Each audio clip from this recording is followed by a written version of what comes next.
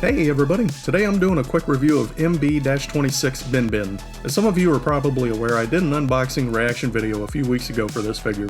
At that time I had suggested I might do a follow-up with a more formal review of Requested, and since there was some interest, here we are. This will essentially serve as a companion piece to the original, which I'll link to at the end of this review. That being the case, this one's going to be fairly quick.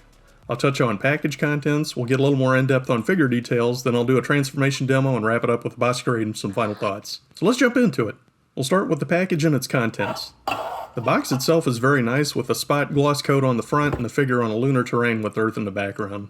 Bin Bin's English derivative name is actually an acronym which stands for Dynamic Omni-Terrain Guardian System. Figure details on the back, designed by 52 Toys in-house design team X2R. In case you're not aware, Bin Bin is based on a character in a movie released earlier this year called Wandering Earth 2. I wasn't aware of who G Media is in my last video, but apparently that's either the production company or the distribution company associated with that movie. Alright, we'll take a quick look at package contents. Here's a pretty cool Earth graphic insert. I like it. I'm going to leave it here to show it off for the rest of this review. Transformation instructions, a nice little one-sheet poster graphic. This one is actually a pretty high-quality print piece with a lot of cool details. We'll take a look at what else we got in the package. There are some other promotional pieces. I'm not exactly sure what this is supposed to be for, but it's essentially some type of invitation. One way or the other, it's a very cool design piece. Here's a box charger insert, and many more product promotions. Also this pretty cool lenticular card. And of course, Bin Bin's most prominent feature, his multitude of facial expressions. When I did the unboxing, I didn't realize there are actually two sets. One is a set of decals, and another identical set of magnetized pieces. I still haven't figured out why it comes with a second set of stickers, but my best guess is it might be something you'd use if you want Bin Bin to have a default expression on his faceplate that can be covered up with the magnetic pieces if you want to change expressions. I have more of that to show off with photos towards the end of this video. Let's move on to the box charger and the figure itself. I think this is one of the coolest box chargers ever made. I love the styling on it. I mean, it's obviously the exact same mold as any other box charger, but this stark, opaque white with typography and graphics are very tastefully done. It just looks like a futuristic high-tech crate to me. I did manage to see Wandering Earth 2, and it's actually a pretty darn good movie. It's in the spirit of a Roland Emmerich type disaster movie, has a ton of great sci-fi visuals, great action, and actually quite a bit of heart. I recommend checking it out if you have a chance to see it. I don't want to give away too much here. Bin Bin does make a number of appearances in the movie, so you'll have to see how he's used. We'll talk about some figure details. First and foremost, what you see is it doesn't roll really well on this particular surface, and that's not unexpected. It's a pretty slick countertop, and these knobby all-terrain wheels aren't really able to grip on the surface. But the wheels do actually roll pretty great. Let me show you.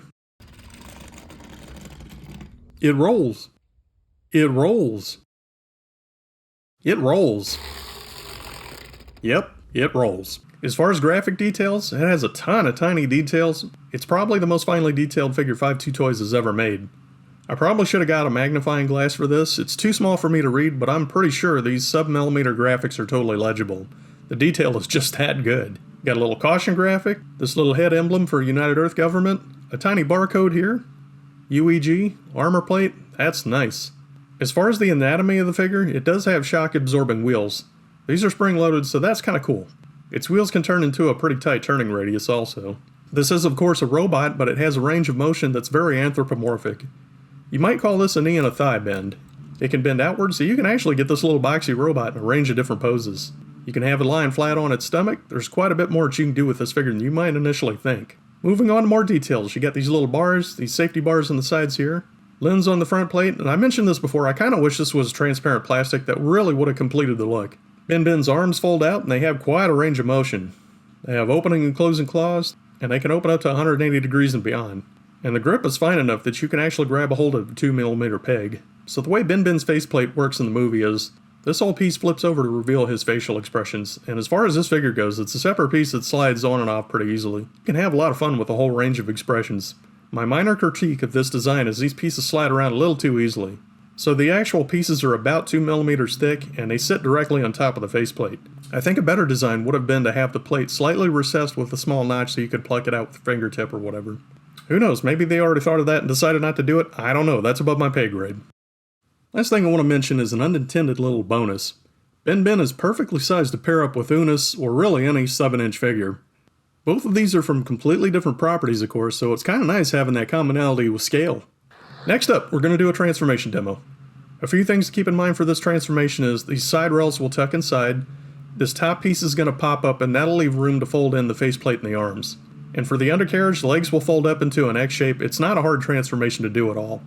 The first thing you want to do is take the arms and rotate them straight up. Then you're going to fold the arms straight up out of the joint closest to the body. This rotating square inside the framework of the body will flip straight up, so you're going to have it in that position. Same on the other side. From there, you're going to pop the top on the centerpiece, which is on this hinge. At this time, we can rotate this connecting piece back, but you'll want to leave it out for the time being. This whole section will separate straight out, then this whole piece will fold straight back. This leaves you room to rotate the sidebar pieces. They're on these hinges, so they're just going to fold straight back and then rotate around 180 degrees. This connecting hole will connect to that peg and then you fold them in. Basically, this whole piece is just to make way for those sidebar pieces to be able to fold in. It doesn't have any additional function as far as the transformation, so once the sidebars are tucked in, you're just going to put it right back in its original position. Then the faceplate is going to rotate around 180 degrees, and it'll fold in underneath just like so. Now the arms are going to rotate with the claws forward, so you're just going to flip this around. Then on that square hinge, these pieces are going to fold straight down in this position. Then these pieces are going to rotate sideways at the closest external joint, then they're going to rotate down. Then you're going to tuck the arms into the side of the body. Make sure these line up on these posts, then you'll bring the entire chassis down. There are some additional locking tabs here, so you'll just scrunch it down. Perfect. The undercarriage has a lot of built-in locking mechanisms to get the legs to secure in place, so we'll open it up and start with the most external tabs. The safety bar has a hinge, so you can actually use that as leverage to push that piece up and get it open. These have folding tabs on the side, so you'll just flip that around and open it up like so. They're also on sliders, so you'll just pop that out, and you want to leave the space open as wide as you can, because you're going to need room to get the legs into position. It'll probably help display out the legs just a little bit. One thing you want to make sure you do is flip up this folding arm, which is on a double hinge. You'll fold that straight up so it's flush against the base of this black rectangle. Now we'll start getting the legs into position. We'll start by straightening them out. You want to make sure that this hinge is pushed down like that up against the body, so basically the edge will be squared up with this edge, and you'll do that for all four of them. So with the black part of the leg about in this L shape, you'll fold them in at the joint of the lower white portion of the leg. It takes a bit of maneuvering to get them into that position, but the nice thing is it doesn't have to be perfect because it'll resolve itself pretty quickly with the finishing steps. These shock absorbers definitely help. The final step is locking everything together with these tabs. We can pretty much work our way around the clock. We'll fold this piece down and there are these little grooves in the side of the leg that it'll lock right into. So you'll just push it in there, make minor adjustments as needed, and they'll lock into place. And you'll keep working your way around.